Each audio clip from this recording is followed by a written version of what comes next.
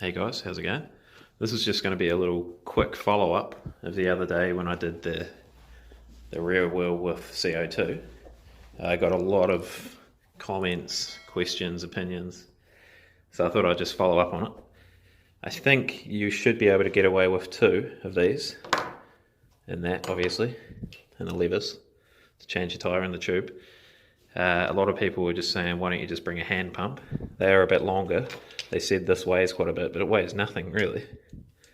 Hand pump is a good idea because I discovered something from one of you guys that commented. CO2 leaks out of your tyres slowly.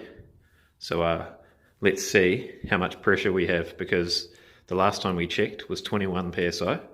So let's check it again. Alright, so let's just remove this cap. Here we go. 0.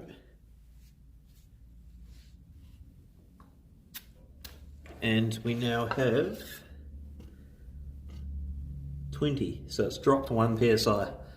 So there you go. Thanks for that information, whoever commented that. Cheers. Anyway guys, some of you were saying how much these were. So it had the $4.99 sticker on it. I didn't pay $4.99 for them. I probably wouldn't do that because it is quite expensive. I got them for about $3 each from Torpedo 7. Also, just want to add to that. How many flats are you guys getting? Because I barely get any flats. Obviously, it depends on what kind of riding you're doing, how aggressive of a rider you are. But I think $3, $6 just to keep in your fender bag or wherever you put it and forget about it until you have to change your tyre is worth it.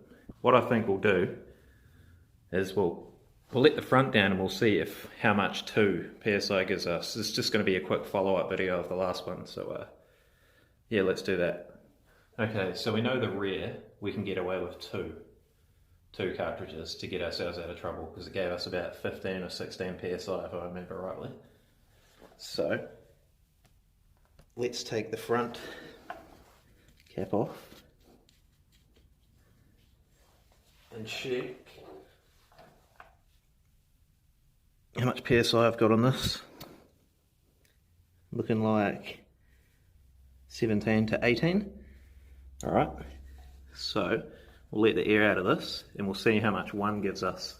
Maybe we can get away with 1, let's see. Alright guys, so here we are.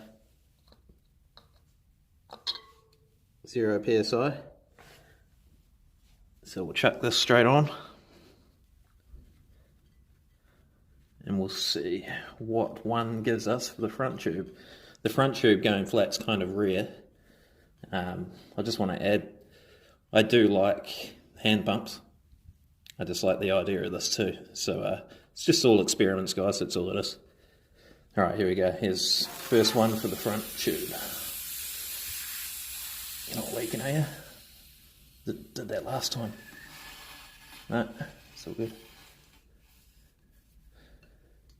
Obviously once you've done this, when you get home, you want to make sure you get your compressor and put some normal wear back in it, because like we've just seen, it does leak a little bit.